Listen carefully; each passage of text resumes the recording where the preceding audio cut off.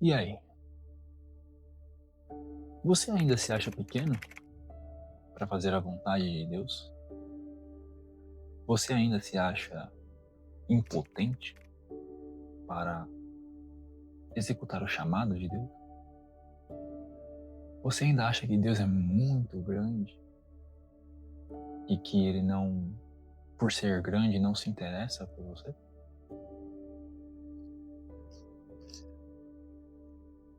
Como eu disse no outro vídeo, a minha intenção é fazer uma saga justamente dentro deste sentido, para é, solidificar a ideia de que sim, nós somos mesmo pequenos, mas que Deus, sendo grande, escolhe exatamente os pequeninos. E hoje eu quero começar o primeiro vídeo falando daquele que é, depois de Jesus, é a pedra que pavimentou a igreja, pavimentou o evangelho, pavimentou a eclésia de Jesus Cristo, que é Pedro. Certo dia, nas águas da Galileia, os galileus estavam lá pescando. Muitos barcos numa mesma praia, saindo de madrugada com suas redes e seus valentes barcos para desbravar o mar noturno em busca do pão, em busca do ganha-pão de suas famílias. E no meio destes pescadores estava a família de Jonas. O velho Jonas estava sempre lá pescando, vivendo a sua vida como pescador, e Jonas teve filhos. Um destes filhos, ele o chamou de Simão.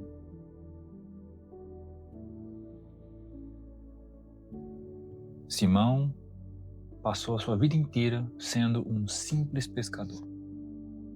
Hoje, a nossa sociedade ainda está aprendendo algumas coisas, mas a nossa sociedade é uma sociedade muito respeitosa no sentido de profissão, de trabalho. Nós temos um jargão que todo trabalho é digno, e de fato ele é. Então, se alguém chegar em você e falar assim, olha, eu sou pescador, eu acredito que se você é um ser humano comum, um ser humano humilde, um ser humano qualquer, tá bom. Legal, muito bom, parabéns. Deve ser muito divertido, deve ser muito interessante, ser pescador, viver da pesca. Qualquer pessoa hoje que seja uma pessoa humilde pensaria desse jeito. Mas naquele tempo, um pescador ele era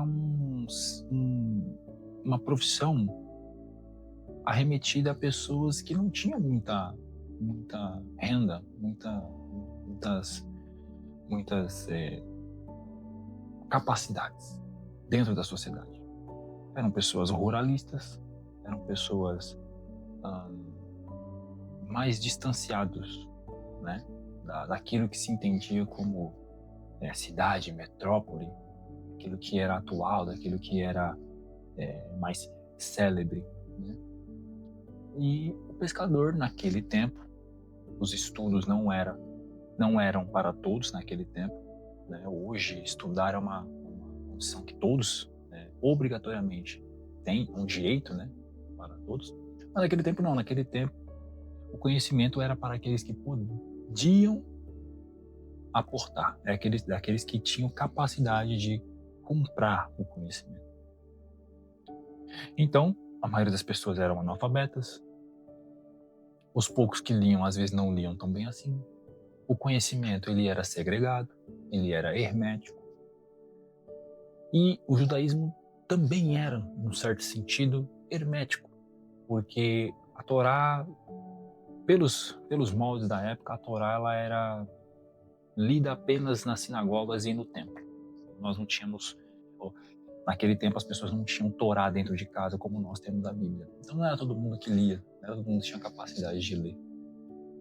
E lá estava Simão Pedro, um destes, que é um simples, pacato, humilde pescador.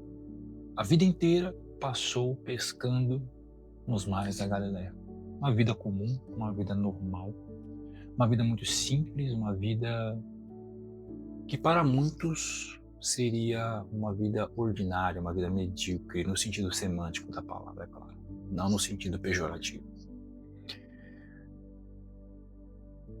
E uma bela noite, ou na verdade um belo dia,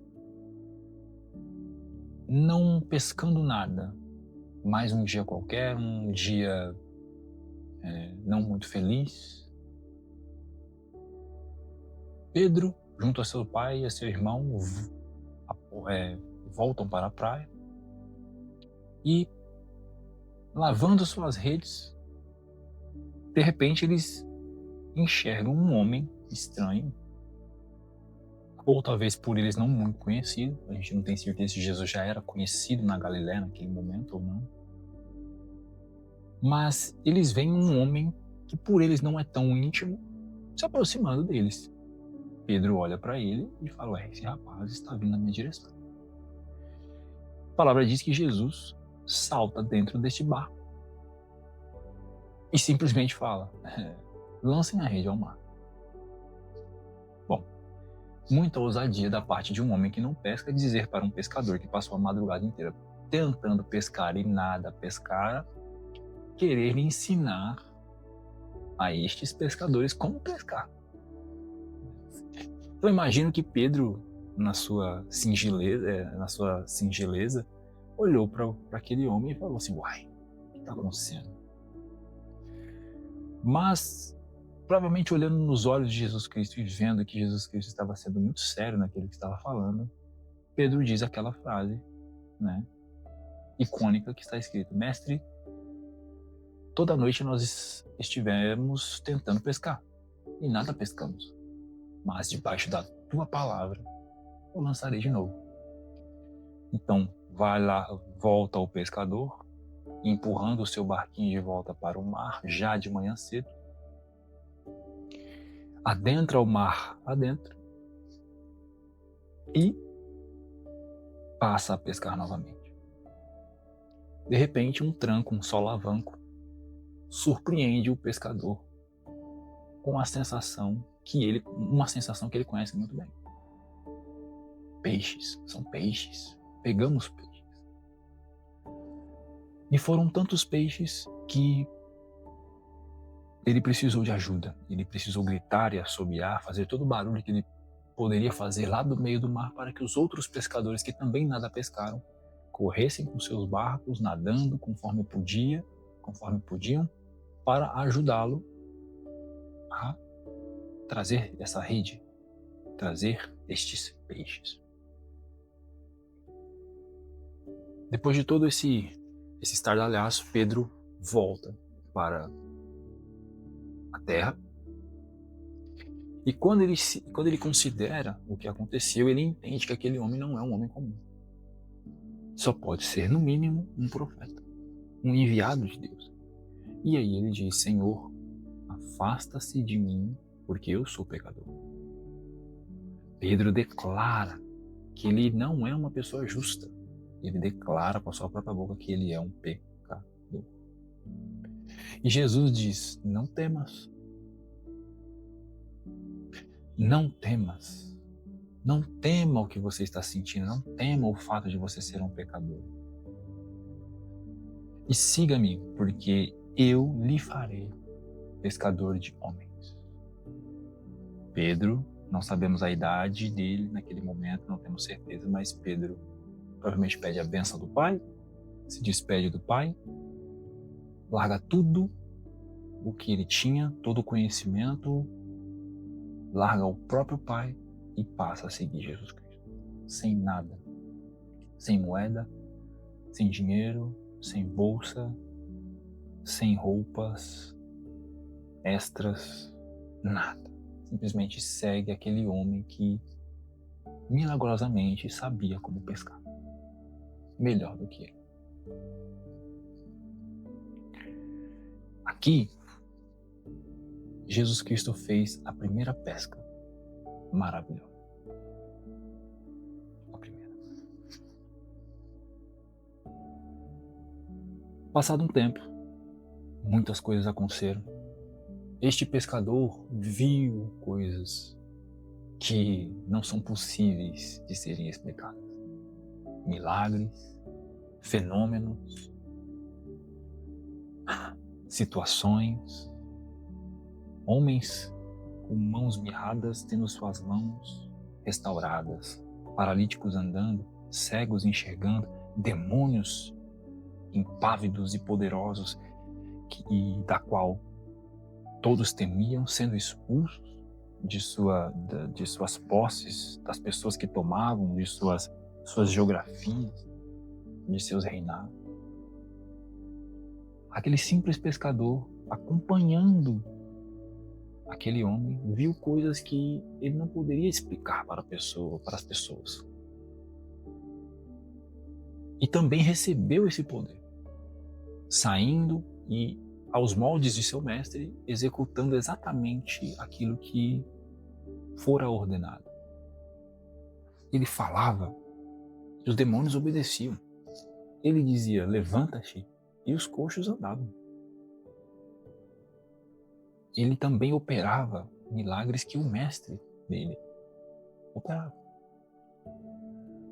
Aquele pescador, ele viu coisas, ele presenciou coisas, ele fez coisas que um ser humano comum não poderia entender. E um belo dia, nos mares da Galileia, para ser mais exato, nas areias da Galileia, Jesus Cristo disse assim, nós iremos para tal lugar, mas vocês irão à frente porque eu tenho um certo compromisso. E Jesus insistiu com eles nisso. E eles, não tendo muito o que fazer, obedeceram. E foram mar adentro, os discípulos. E Jesus Cristo foi orar. Conversas, diálogos, risadas, dúvidas. Muito provavelmente no decorrer do dia, enquanto eles estavam no barco atravessando o mar, eles devem ter colocado as conversas, as dúvidas, à mesa. Mas de repente, na madrugada, aquele dia maravilhoso é surpreendido com uma noite tempestuosa. Uma tempestade profunda toma conta do mar. E aquele barco, valente barco, que os levava no mar, começa a dar sinais de que a noite não seria muito interessante. E o pescador, que bem conhecia a linguagem do barco, entende o sinal do barquinho. Desespero, os homens que ali estão começam a pôr a sua confiança, a sua masculinidade em xeque. E todos percebem que, muito provavelmente, se alguma coisa não for feita, aqueles homens irão perecer ali, porque são meros mortais diante do poder dos mares. Todos ali se colocam em posição de fazer alguma coisa. Então os olhos estão focados no barco, estão focados nas ondas, estão focados na tempestade, todos estão ali ansiosos, procurando o que fazer. Mas de repente um deles para de se preocupar, para de olhar para aquilo que era natural, para os problemas naturais à sua volta, e foca em algo sobrenatural que estava vindo no horizonte, andando tranquilamente. Seus olhos não podiam mais observar o natural, porque no meio daquele caos natural estava surgindo um sobrenatural muito mais pertinente, muito mais atraente, muito mais difícil de explicar do que as ondas que cobriam o barco. Medo, gritos. E quanto mais aquela pessoa, aquele personagem ia chegando perto do barco, os gritos aumentavam. Um fantasma. Ah, meu Deus, vamos morrer. Será que deve ser a morte? Será que deve ser o ceifeiro que veio nos buscar? É um fantasma, todos com medo.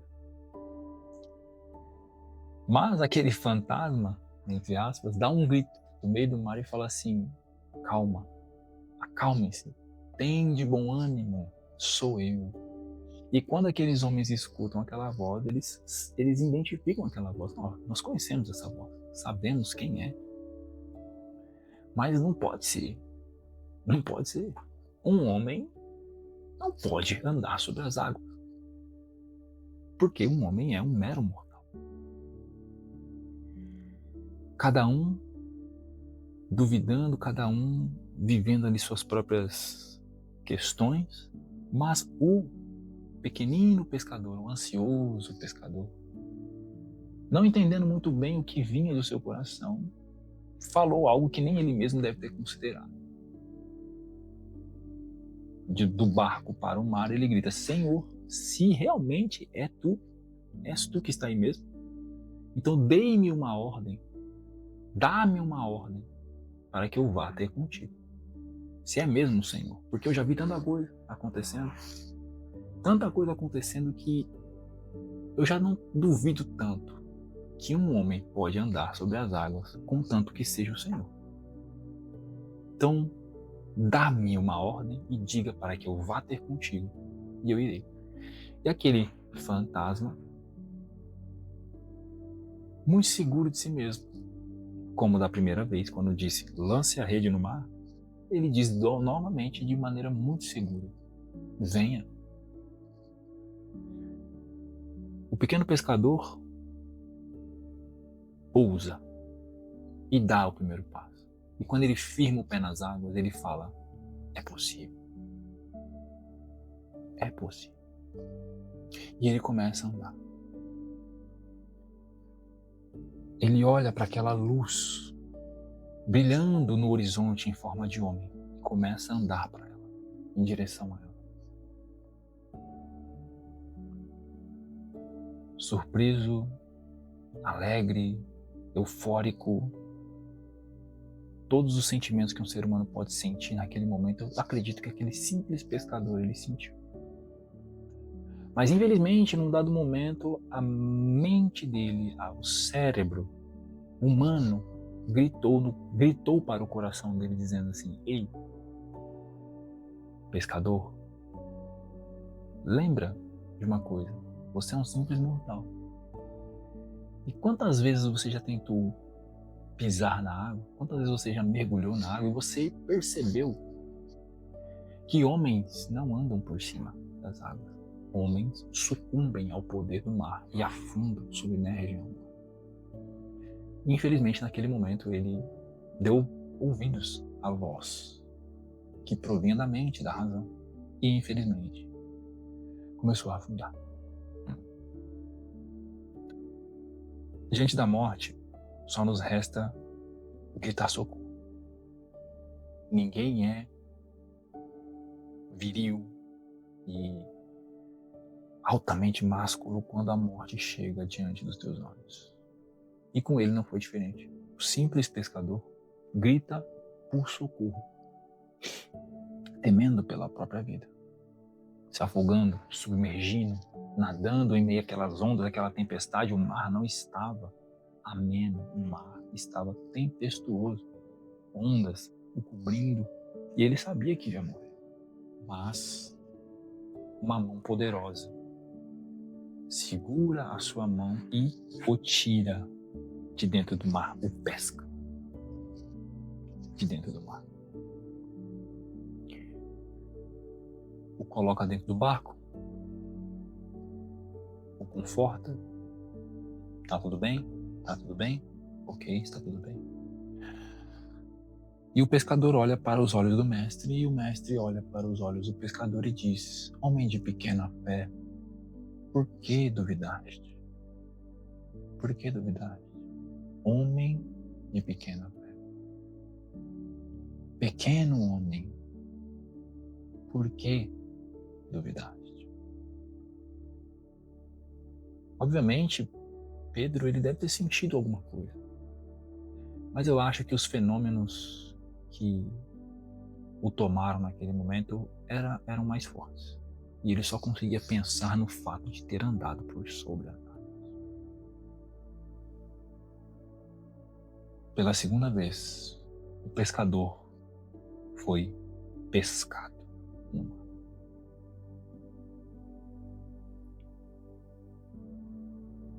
Passado algum tempo, logo após a ceia, a famosa ceia,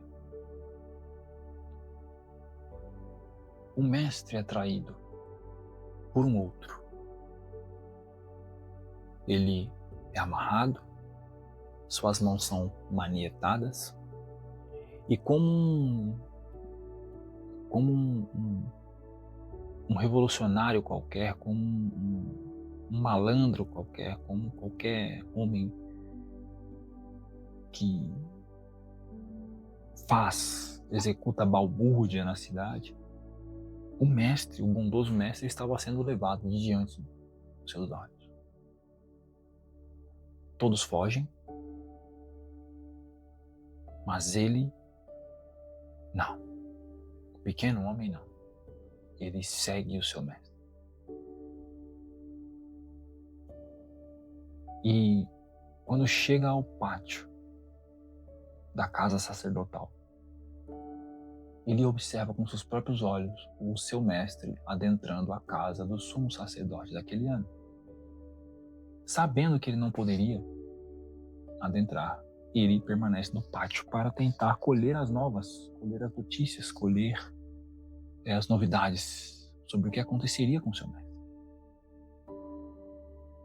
Madrugada, noite fria, e os homens ali da Judéia decidem fazer uma fogueira para afugentar o frio, para derrotar a friagem que tomava e dominava os corpos daqueles que queriam penetrar a madrugada, que queriam manter a vigília da noite. E Pedro, também com frio, se ajunta àquela fogueira, no meio daqueles judeus da Judéia. No entanto, galileus falam como galileus. Galileus se portam como galileus. E galileus se comportam como galileus. No meio de tantos cidadãos da Judéia, um galileu jamais passaria desapercebido, porque um galileu é um simples galileu. Um galileu não fala direito. Um galileu, ele não compreende como nós, da Judéia, grande cidade, compreendemos. Não se veste como nós. Sua pele não é como a nossa. Seu cabelo não é como o nosso. Suas vestes não são como as nossas, porque eles são meros galileus. Então uma mulher bem enxerida olha para ele e fala assim: ué, você é galileu, não é? Você não é um daqueles que estavam acompanhando aquele sujeito que entrou ali agora, preso, manietado? E Pedro, na sua humanidade, seus medos humanos, ele tenta ludibriar a mulher. Não conheço esse homem, nunca vi esse homem. Pouco tempo depois, um homem também olha para ele e fala: não, você parece sim um galileu. Eu acho que você estava assim, eu acho que eu já vi você. E Pedro, mais uma vez, tentando ludibriar as pessoas, diz: não conheço esse homem, não conheço esse homem. Você está bêbado, homem? Porventura você está bêbado? Não conheço esse homem. Não conheço esse tal Jesus que você está falando. E por último, um homem, talvez um centurião, talvez um soldado, fala assim: não, eu tenho certeza, de fato você é um galileu, de fato você estava com aquele homem, porque o seu modo de falar, sua língua, sua linguagem, e eu extrapolo dizendo sua aparência, seu cabelo, suas roupas, seu jeito, seu modo seu comportamento, diz que você é um galileu. E Pedro, pensando que estava fazendo o que era correto, pensando que conseguiria enganar aquele povo, começa a esbravejar e a amaldiçoar a si mesmo, dizendo: eu não conheço esse homem, e que Deus me amaldiçoe. Que Deus me amaldiçoe se eu conheço esse homem. E enquanto a sua voz ecoava no pátio, o galo cantou. E a força do canto do galo atingiu seus tímpanos. E exatamente neste momento, Pedro lembrou de uma conversa que ele não gostaria nem que tivesse existido. Então era uma conversa que ele tentava apagar da sua memória, e naquele momento ele realmente se esqueceu. Mas o galo, o canto do galo, quando vibra em seus tímpanos, faz com que o seu cérebro memore uma conversa muito triste que ele teve com o Senhor naquele momento festivo, que era a Santa Ceia. Que é o momento em que Jesus diz para ele: Simão, Satanás já conseguiu o direito de peneirar a sua vida, assim como se peneira o trigo. Quem já viu a peneira de um trigo sabe que não é uma coisa muito tranquila. Não se peneira trigo de maneira amena. Mas eu, Pedro, orei ao Senhor para que a sua fé não seja de total arrebatada, destruída, mortificada. E ainda te aviso, Pedro, quando você se converter de verdade,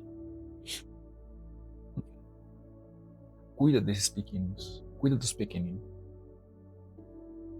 Pedro, o simples pescador, ansioso como era, diz com toda a certeza que podia existir dentro dele: Senhor, Senhor, esses aqui, esses 11 aqui, ainda que eles te abandonem, ainda que eles o traiam, ainda que eles te rejeitem, Senhor, eu jamais vou te abandonar, jamais vou te trair, jamais vou te rejeitar. E digo mais: se necessário for, serei preso e até morto contigo. Jesus Cristo olha para ele, feliz porque sabe e conhece o verdadeiro desejo de seu coração, mas também triste porque sabia que tais palavras não resistiriam ao que estava por vir. E ele diz a Pedro: darás a tua vida por mim?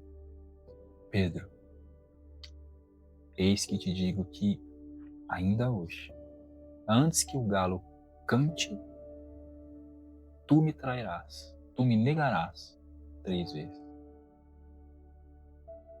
Pedro lembrou disso. E o remorso foi tão grande, foi tão profundo, que Pedro fugiu.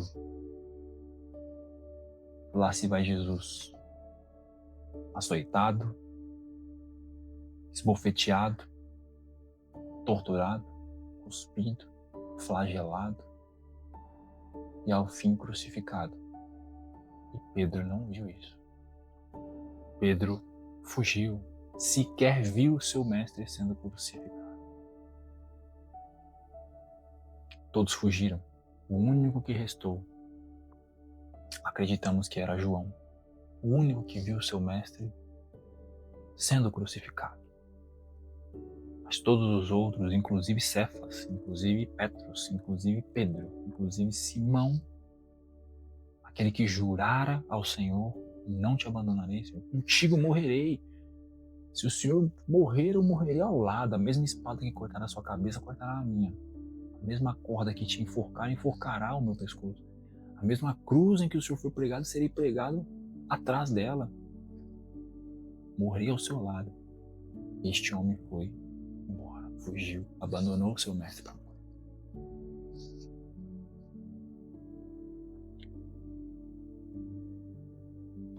Passa-se os dias e o pescador se encontra de novo no mar da Galileia. Perdido, confuso, varando a madrugada com seus pensamentos confusos, sua mente lhe dizendo assim: olha, cara, eu sei que nós tivemos bons momentos nesses últimos 3 anos, mas acabou. Aquele homem que você seguia não existe mais. Morreu. E posso te dizer uma coisa? Você o abandonou. Você foi fraco, você foi pequeno, você foi hipócrita, você foi covarde e tantos outros adjetivos que a mente dele provavelmente estava acusando ele. E aquela mente acusadora estava exigindo dele uma resposta. O que nós faremos agora? Porque estamos aqui sentados numa praia, à noite, de madrugada, sem motivo algum. O que você vai fazer? Você vai seguir os passos deste homem morto para morrer também? Você vai abrir alguma coisa? Você vai falar? Você vai iniciar alguma coisa? Ou você vai voltar para aquilo que você sempre fez? O mar está aí, Tiberíades, está aí na sua frente. Você já sabe o que tem que fazer. E a resposta veio de imediato. Pedro diz: vou pescar. E alguns companheiros que estavam ao lado dele, talvez pensando coisas semelhantes, similares, mas no intento de encorajá-lo e possivelmente também encorajar-se, dizem a ele: nós iremos contigo. E mais uma vez, os pescadores adentram ao barquinho, ao valente barquinho, que adentra ao mar para mais uma vez levar simples e humildes galileus para uma pesca. Mais uma noite, mais uma madrugada de pesca, mais uma noite de insucesso. E os pescadores galileus voltam para a praia, lavando suas redes. Novamente um homem. A palavra diz que eles não reconheceram esse homem.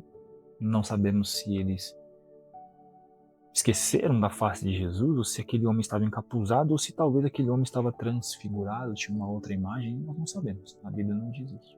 Mas a palavra diz que eles não reconheceram aquilo. E aquele homem, né, com um belo senso de humor que sempre teve, perguntou para ele: vocês têm alguma coisa para comer, meus filhos? E aqueles galileus, com toda a educação que eles poderiam ter para responder um senhor faminto, disseram da maneira mais educada que poderiam dizer: não. E aquele homem demonstra que muito mais do que fome, ele tinha ousadia. Porque ele aponta para o mar e fala assim: então faz o seguinte, volta lá e joga a rede à direita e vocês acharão peixes. Eu acredito que nesse momento Pedro ele teve uma centelha de esperança. Ele não conseguia reconhecer seu mestre ali, mas aquela fala não era um déjà vu.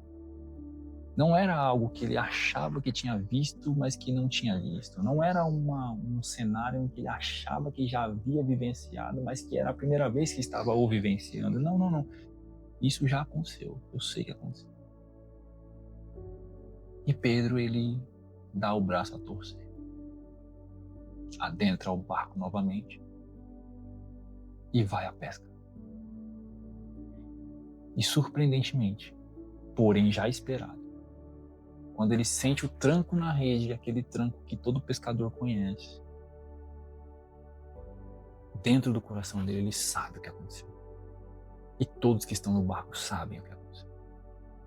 Ninguém tem coragem de dizer a verdade. Ninguém tem coragem de dizer o óbvio, porque o óbvio parece loucura. Mas um deles, cheio de ânimo, cheio de amor, grita: Pedro, é o Senhor. E quando ele escuta isso, quando os ouvidos dele escutam as palavras que ele já no seu coração ele sabia que era verdade, mas ele não tinha coragem de dizer, sem nem pestanejar, sem pensar 2 vezes, ele se veste e salta ao mar e nadando, nada até a praia, na esperança de que aquilo que ele viu não fosse uma ilusão, e aquele que ele viu não fosse um estranho, fosse perfeitamente aquele quem ele esperava que era. E mais rápido que seus pés subindo na areia foram seus olhos, avistando lá no fundo da praia uma fogueira. E conforme ele caminhava, ele via essa fogueira crescendo, e quanto mais se aproximava, ele percebeu um homem manipulando a fogueira. E quanto mais ele se aproximou, ele percebeu que sobre aquela fogueira havia um peixinho só. E ao lado da fogueira, um pão que estava sendo aquecido pelo calor da fogueira. Muito provavelmente ele parou ali e ficou refletindo naquela cena, pensando no que faria, pensando no que diria. E nesse interim, entre mentes, seus companheiros chegam com um barco e com os peixes que eles haviam pescado. Os simples e os pequenos galileus, iletrados, ignorantes, sem muita esperança, sem muito destino, sem ter para onde ir, se juntam a Pedro e ficam olhando aquele homem ali. E aquele homem, simplesmente, sem muitas apresentações, sem falar muita coisa, simplesmente dá uma ordem para eles: tragam peixes dos quais vocês pescaram. Ninguém ali ousou duvidar. Ninguém ali ousou duvidar daquela ordem. Ninguém ali ousou duvidar que era um estranho, que era uma pessoa desconhecida. Todos ali sabiam no seu íntimo que aquele homem, que ainda que não fosse reconhecido visualmente por eles, mas no íntimo eles sabiam: aquele homem não é porque ele é o nosso Senhor. Pedro pega os peixes, os discípulos pegam seus peixes e congregam seus peixes à fogueira. E aquele peixinho na fogueira não está mais solitário. Agora os outros peixinhos estão juntos a ele naquela fogueira. Ninguém ali sentado ousava perguntar. Ninguém. Todos sabiam que era o Senhor. Comeram, beberam, fartaram-se dos peixes pescados, 150 peixes, se eu não me engano. Peixes. Sobraram peixes até demais. E num dado momento, Jesus Cristo olha para Pedro e diz: Pedro, tu me amas mais do que estes? Pedro sabe o teor dessa pergunta. Quando Jesus pergunta: tu me amas, Pedro? A palavra amor aí, no grego, vem do ágape. O ágape, ele é um termo grego que procura designar o amor puro, um amor subserviente, um amor dedicado, um amor potente. Muitas vezes ele é considerado como o amor de Deus, é um amor que é inexplicável, é um amor muito dedicado, é quase que uma fixação, é um amor muito zeloso. Então Jesus pergunta: tu me amas nesse sentido, Pedro, mais do que estes? E Pedro fala: sim, Senhor, o Senhor sabe que eu te amo. E quando Pedro responde, ele não responde com o ágape, ele responde com o filéu, que é um amor diferente do outro amor, é um amor íntimo, é um amor de amizade, é um amor de empatia, é um amor que somente uma pessoa que conhece a outra intimamente tem. O ágape, ele é um amor que ele é incondicional, mas eu posso ter ágape por pessoas que eu não conheço. Mas o filéu não, o filéu ele é um amor íntimo, ele é um amor de intimidade. Então Jesus pergunta: você me ama de maneira abrangente? Você me ama profundamente? E Pedro fala: eu te amo como um amigo. E Jesus fala: então, apacenta as minhas ovelhinhas. Mais alguns minutos e Jesus pergunta de novo: Pedro, sim, Senhor, tu me amas? Ágape, novamente. E Pedro: sim, Senhor. O Senhor sabe que eu te amo, filéu. Então pastoreie dos meus cordeirinhos. E mais um tempo, Jesus vira para Pedro e fala: Pedro, Simão Pedro, filho de Jonas, tu me amas? Mas nesse momento, na terceira vez, Jesus pergunta agora no sentido do filéu. O amor que Jesus pergunta agora é no filéu, que é o amor íntimo. Pedro, tu és o meu amigo? Tu me amas como amigo? E quando Jesus faz essa pergunta, Pedro entende perfeitamente a pergunta. Porque agora não era simplesmente um amor qualquer, é um amor íntimo, é um amor que não abandona, é um amor que não trai, é um amor que não mente. E Pedro lembra exatamente do que Jesus falou para ele.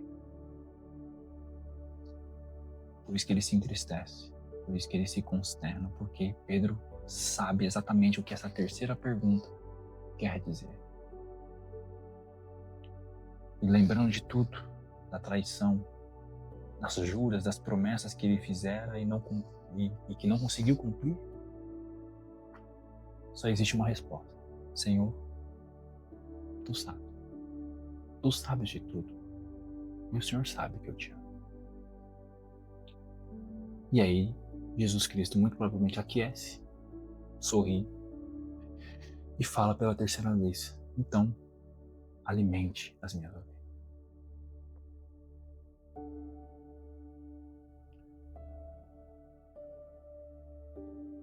Ali foi praticamente o último diálogo registrado na Bíblia entre Pedro e Jesus. A última palavra que Jesus fala para Pedro é: siga-me. E enquanto Pedro segue Jesus Cristo, Jesus começa a falar para Pedro muitas coisas. Provavelmente revelando o futuro, revelando a sua morte, revelando como ele deveria proceder de agora em diante. Mas a Bíblia não registra mais nenhum diálogo. Aquele momento foi a terceira e última pesca maravilhosa que o Senhor Jesus Cristo fez. O pescador de homens. Naquele momento, Jesus Cristo cumpriu exatamente aquilo que ele prometeu, aquilo que ele profetizou sobre a vida de Pedro: eu farei de você um pescador de homens. Ali, naquela terceira vez, Jesus indo atrás de Pedro, não Pedro que foi atrás de Jesus. Pedro estava lá abandonado, jogado. Jesus foi atrás de Pedro. Naquele momento,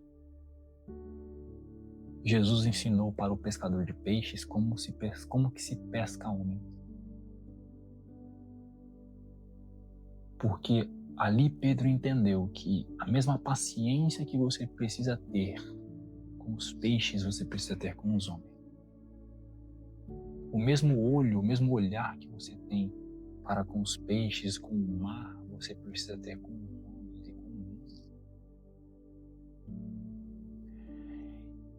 E o mesmo amor, a mesma persistência, a mesma calma, a mesma paciência que você precisa ter com o peixe que você deseja pescar e que às vezes fisgado pelo anzol se solta e volta para o mar e nada sobra para se fazer para o pescador que não seja ir lá e pescá-lo de novo. Pedro entendeu que assim também ele deveria proceder com os homens. Muitos seriam os homens que fraquejariam, que teriam dificuldade na fé, os pequeninos, os humildes, os simples. Pedro entendeu. E foi ali que Pedro entendeu o seu chamado: pescador de homem.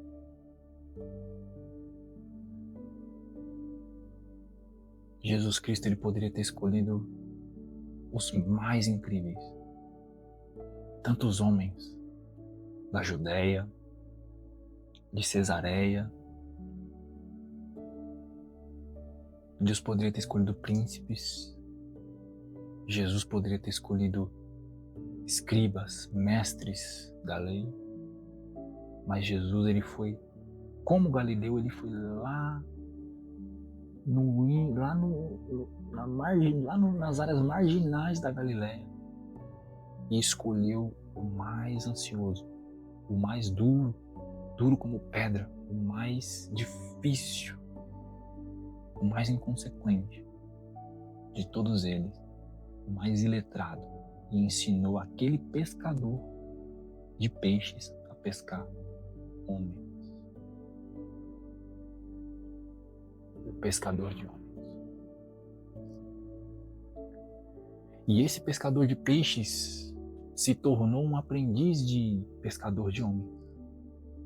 E quando ele entendeu o peso de sua vara, e quando ele entendeu como manipular o seu anzol, em uma pesca só, ele pescou mais de 3.000 homens.